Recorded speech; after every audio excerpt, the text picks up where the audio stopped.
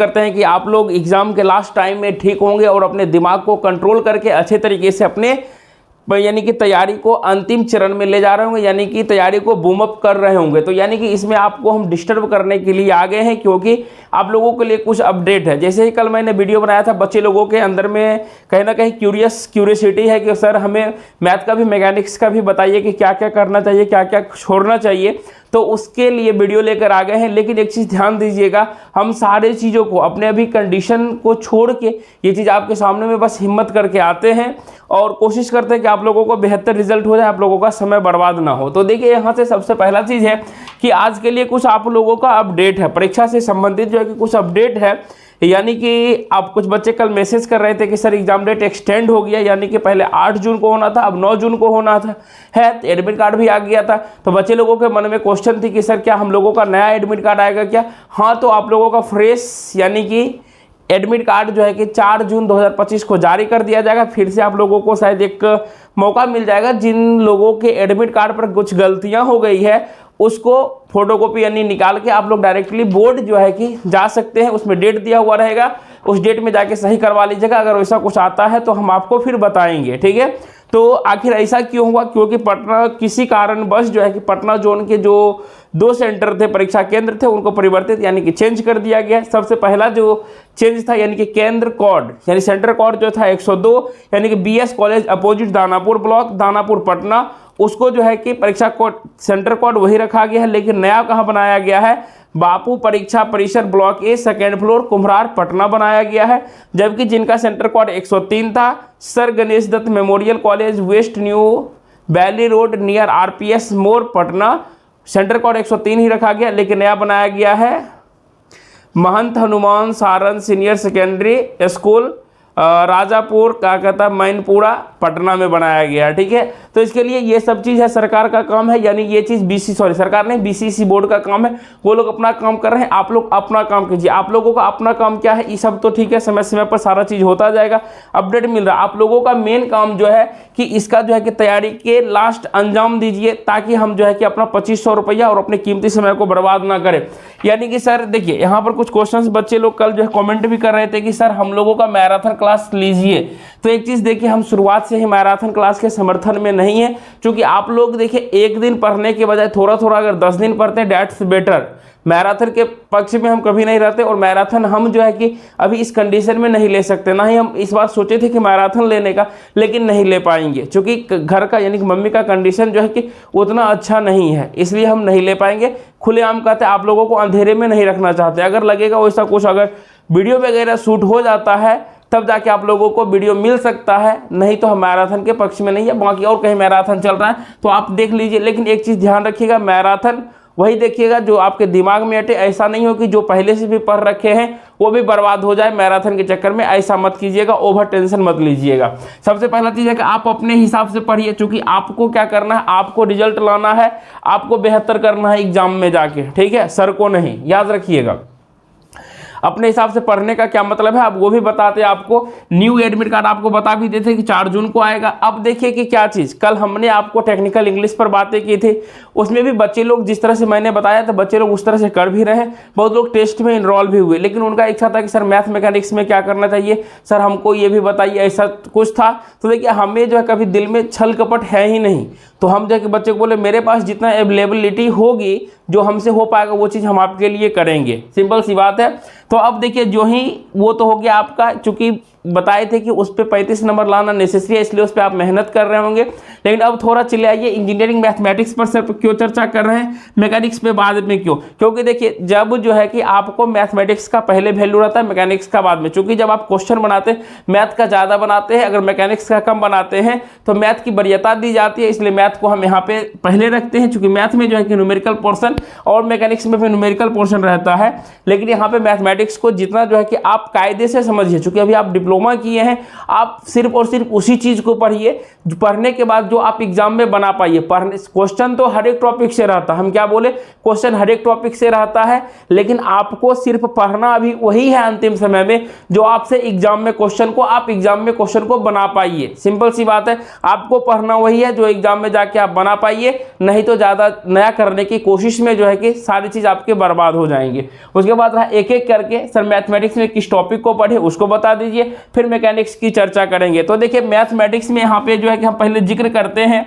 यानी कि टॉपिक आपको पहले बताते हैं। देखिए यहाँ से जैसे टॉपिक आपका टोटल जो टॉपिक है इसमें से 7 टॉपिक पढ़ना है, लेकिन 7 टॉपिक में देखिए सबसे पहले अगर आप मैट्रिक्स को पढ़ते हैं, मैट्रिसेस को पढ़ते हैं, मैट्रिसेस में से 1 से 2 क्वेश्चन आपका फिक्स रहता है। अब मैट्रिसेस में सर क्या पढ़े, मैट्रिसेस में पढ़ने का बहुत सारा चीज़ है, लेकिन अकॉर्डिंग टू प्रीवियस ईयर अगर चलिएगा तो वहाँ से देखिएगा क्या चीज़ हम बता रहे हैं। मैट्रिक्स का बेसिक रूल है उसको पढ़ लीजिए, ध्यान रखिएगा।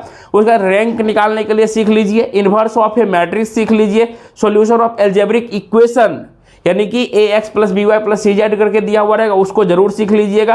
कंसिस्टेंसी कंडीशन सीख लीजिए, एकदम ये सब नेसेसरी 100% ये क्वेश्चन आपसे बनेगा और यूट्यूब पे सर्च कीजिएगा मिल भी जाएगा आपको ये सारा क्वेश्चन। आइगन वैल्यू निकालने के लिए सीख लीजिए। आइगन वेक्टर ज़्यादा मायने नहीं रखता, लेकिन आइगन वैल्यू वाला क्वेश्चन को जरूर आप देख लीजिए, ठीक है। बस इतना चीज़ है इसमें, इससे जो है कि क्वेश्चन 1-2 क्वेश्चन आपको एग्जाम में मिल ही जाएगा, ठीक है। उसके बाद देखिए कि आसान में चले जाइए, सॉलिड ज्योमेट्री में जाइए। दूसरा में अगर आप जाते हैं सॉलिड, देखिए यहाँ पे एक चीज़ ध्यान रखिएगा, आपको 50 में से 50 सवाल करने के फिराक में नहीं जाना है। ध्यान रखिएगा मेरी बातों को, जो आपसे बने। अगर हम भी एग्जाम में बैठेंगे 50 में से 50 नहीं बना पाएंगे, या जो सर आपको पढ़ा रहे हैं वो भी नहीं बनाएंगे, कन्फर्मली कह रहे हैं 110%, ठीक है, याद रखिएगा। सॉलिड ज्योमेट्री हो गया। अब सॉलिड ज्योमेट्री में क्या करना है, सॉलिड ज्योमेट्री तो है बहुत सारा चीज़, लेकिन देखिए सॉलिड ज्योमेट्री में हम कार्टेशियन आप लोगों को बहुत अच्छे से पढ़ाए हैं। उसके बाद देखिए हम पढ़ाए हैं वो नहीं जो आपके एग्जाम में आता है वो बता रहे। इक्वेशन ऑफ प्लेन देख लीजिएगा, इक्वेशन ऑफ स्ट्रेट लाइन देख लीजिए, शॉर्टेस्ट डिस्टेंस निकालने के लिए सीख लीजिएगा। उसके बाद स्फेयर वाला क्वेश्चन नेसेसरी 100% देख लीजिएगा, और अच्छे तरीके से सिखाए थे आपको प्लेन वाला में, यानी कि इमेज निकालने वाला सब चीज़ सिखा रखे हैं, उसको अच्छे से देख लीजिएगा, ठीक है। इतना चीज़ इसमें काफ़ी है। उसके बाद चले जाइए तीसरे टॉपिक पे आप जाइएगा, एक बार वेक्टर की तरफ जरूर मूव कीजिएगा, वेक्टर कैलकुलस के तरफ एकदम में मूव कीजिए। ये सब एकदम क्वेश्चन एग्जाम आपसे अगर एक बार वीडियो को देख लेते हैं तो आपसे 110% ये क्वेश्चन बनना ही बनना है, तय है बनना, ऐसा नहीं है कि नहीं बनेगा। वेक्टर कैलकुलस में देखिए स्केलर एंड वेक्टर फील्ड देख लीजिएगा। उसके बाद देखिए मेन, अब देखिएगा डायरेक्शनल डेरिवेटिव 100% देखिए, ग्रेडियंट निकालने के लिए सीखिए, कर्ल निकालने के लिए सीखिए, डाइवर्जेंस निकालने के लिए जरूर सीख लीजिए। इस चारों से क्वेश्चन आपके एग्जाम में 110% मिलेंगे। उसके बाद लाइन एंड सरफेस इंटीग्रल निकालने के लिए सीखिए जो कि आसान है। थ्योरम ऑफ ग्रीन यानी थ्योरम जरूर देखिएगा, गॉस थ्योरम देख लीजिए, स्टोक्स थ्योरम देख लीजिए, सारा चीज़ एक एक वीडियो में करवा रखे हैं और जाके अच्छे तरीके से आप बेहतर कर सकते हैं, ठीक है। उसके बाद हो गया, आप इसमें ज़्यादा नहीं बस इतना चीज़ देख लीजिएगा, आपका वेक्टर कैलकुलस में क्वेश्चन सारा क्वेश्चन यानी कि आपका बन जाएगा, कोई दिक्कतें वाली बात नहीं है। वेक्टर कैलकुलस जब देख लेते हैं उसके बाद चले जाइए डिफरेंशियल इक्वेशन में। ऐसे देखिए डिफरेंशियल इक्वेशन जो है बहुत बड़ा चीज़, ठीक है। डिफरेंशियल इक्वेशन क्या है बड़ा क्वेश्चन, लेकिन इसमें से सिर्फ और सिर्फ डिफरेंशियल इक्वेशन का आप जो है मेरे तरफ से आप क्या निकालने के लिए, ऑर्डर एंड डिग्री निकालने के लिए सीख जाइए। इसमें से एक क्वेश्चन आपका नेसेसरी है, बनना तय है, यानी कि डिग्री और ऑर्डर निकालने के लिए सीख जाइए। 100% बना लीजिएगा। क्वेश्चन है तो बहुत चीज़ पढ़ना, लेकिन इससे ज़्यादा दिमाग इसमें मत लगाइएगा, ठीक है। उसके बाद अगर आपके पास समय है 5वें में चले जाइए, पहले डिफरेंशियल पढ़ लीजिएगा, DIFFERENTIAL।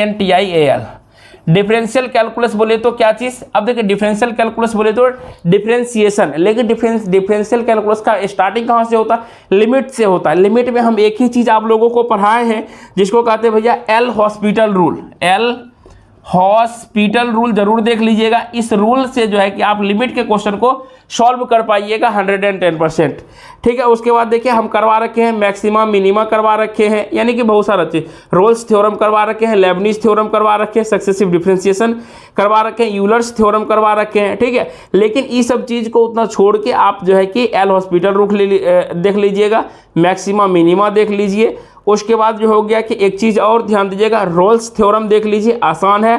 Cauchy mean value theorem देख लीजिए, जिसको हम लोग लैग्रांज मीन वैल्यू थ्योरम भी कहते हैं, स्पेशल केसेस के लिए है। और जो है कि इससे ज़्यादा इसमें आपसे नहीं बनेगा, एट लास्ट पोजीशन में बता रहे हैं, ठीक है। तो इतना चीज़ डिफरेंशियल कैलकुलस में कर लीजिएगा तो काफ़ी है। और डिफरेंशिएशन का 1-2 पॉइंट लास्ट में जो होता है क्या कहते हैं, उस क्वेश्चन देख लीजिएगा, जिसको हम लोग y का पहले dy बाई dt करते हैं, फिर dx बाई dt करते हैं, दोनों को डिवाइड करके जो हम लोग निकालते हैं काट के, वो वाला क्वेश्चन जो होता है ना, वो वाला जरूर देख लीजिएगा, ठीक है। dy बाई dx निकालना होता है, इसका ध्यान अभी हमको उतर गया है कि क्या कहते हैं, ठीक है। ये हो गया। उसके बाद देखिए डिफरेंशियल कैलकुलस जब देखिएगा, उसके बाद आप इंटीग्रल देख लीजिए। इंटीग्रल अब देखिए इंटीग्रल कैलकुलस में क्या है भैया, इंटीग्रल कैलकुलस में आप देखिए 3 चीज़ आपको पढ़ना है। क्या है इंटीग्रल कैलकुलस में? इंटीग्रल कैलकुलस में आपको देखिए 3 चीज़। एक देखिएगा आप लोग क्वेश्चन देखिएगा, यहाँ से सिंगल ऐसे रहता, किसी किसी में 2 को देखिएगा, किसी किसी में 3 वो इस तरह से देखिएगा। तो आपको ये वाला तो आता ही है। और इसमें भी देखिएगा नीचे में कुछ लिखल भी रहता है, कोनों में नहीं रहता। जिसमें नहीं लिखल रहता उसको कहते हैं इंडेफिनिट इंटीग्रल, जो कि आप डिप्लोमा में भी पढ़ चुके हैं, ये डिफिनिट वाला भी पढ़ चुके हैं। लेकिन आपको ध्यान क्या देना है भैया, यहाँ पर दिमाग लगा के यानी कि डबल इंटीग्रेशन को सीख लीजिएगा, एकदम आसान होता है। सिंगल वाला आ रहा तो आप डबल वाला बेहतर तरीके से कर लीजिएगा, जो कि हमने पढ़ा भी रखा है आपको। और ट्रिपल इंटीग्रेशन को जरूर पढ़ लीजिएगा, यानी कि सेकेंड और ट्रिपल को अगर आप अच्छे से करते हैं तो 1-2 क्वेश्चन को आप आसानी से डील कर लीजिएगा, कहीं कोई दिक्कतें वाली बात नहीं होगी। यानी कि सर इसमें से हमको क्या बोले, आपको यहाँ से डेफिनिट इंटीग्रल देख लीजिए, डबल इंटीग्रेशन, और इसको कहते हैं ट्रिपल इंटीग्रेशन, डबल और ट्रिपल इंटीग्रेशन देख लीजिए। और उसके बाद जो है यहाँ से एक सबसे बेहतर क्या है जान, यहाँ से देखिएगा अल्फा एंड, यानी यहाँ लिख ही देते हैं आप लोगों को, यानी कि देखिए जगह नहीं है, यहाँ से ऊपर मिटाते लिख देते हैं। यानी कि इंटीग्रल कैलकुलस के लिए आपको अल्फा एंड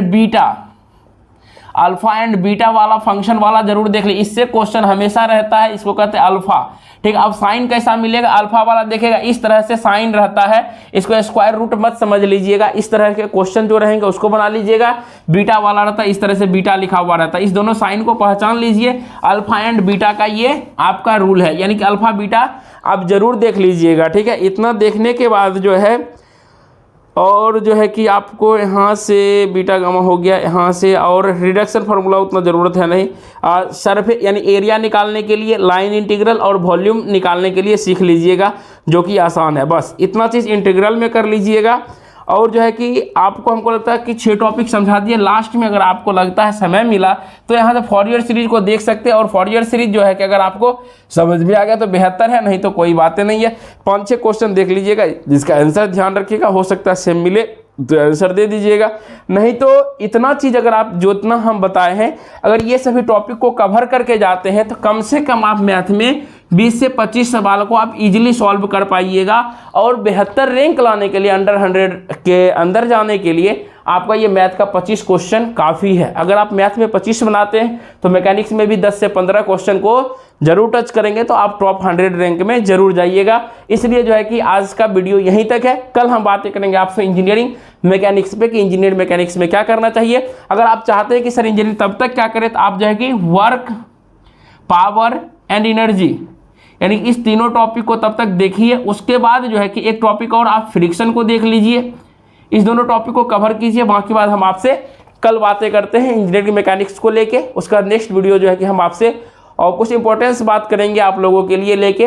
अभी तो हमको जो है कि अभी एटलीस्ट कहिए ये हम आपको बता दिए, लेकिन एक्चुअली में जो दिमाग प्रॉपर तरीके से वर्क करना चाहिए, माँ के कंडीशन को देख के नहीं करता है। लेकिन आप लोगों का भी एग्ज़ाम सर पे है। आज तक माँ मेरी उतनी बीमार है, 4th स्टेज कैंसर से गुजर रही है, लेकिन आज तक कभी नहीं बोली कि बेटा जो है ना, बच्चे लोग आपके साथ जुड़े हुए हैं, आप उनको पढ़ाओ, उनको करो, कभी मना नहीं की है। लेकिन एट ह्यूमैनिटी कहिए, मतलब सोचते हैं कुछ लेकिन उतना कर नहीं पाते हैं आपके लिए। लेकिन जो भी किए, जितना भी दिए, बेहतर दिए हैं। आप लोग ईमानदारी से मेहनत कीजिए। और बहुत ही क्या कि अफसोस 100 बच्चे को भी इस बार मैंने नहीं पढ़ाया है, लेकिन जो भी बच्चे हमारे पास हैं बेहतर करेंगे, बेहतर रिजल्ट लाएंगे। बाकी आप लोगों का प्यार सपोर्ट बना रहे, और आप लोग फिर भी टेस्ट में जुड़ना चाहते तो टेस्ट में जुड़ जाइए, टेस्ट देते रहिए। 50 रुपये आपके लिए भारी बात नहीं, 50-60 रुपये जो है कि देखिए मत। अगर आप पढ़ाई में 50-60 रुपये देख रहे हैं तो आपसे जो है कि क्या कहें, कुछ कह नहीं सकते हैं। जल्दी से टेस्ट दे दीजिए, बेहतर रहेगा, चूँकि English is the backbone of the BCCLE examination. वहाँ की जय हिंद, जय भारत।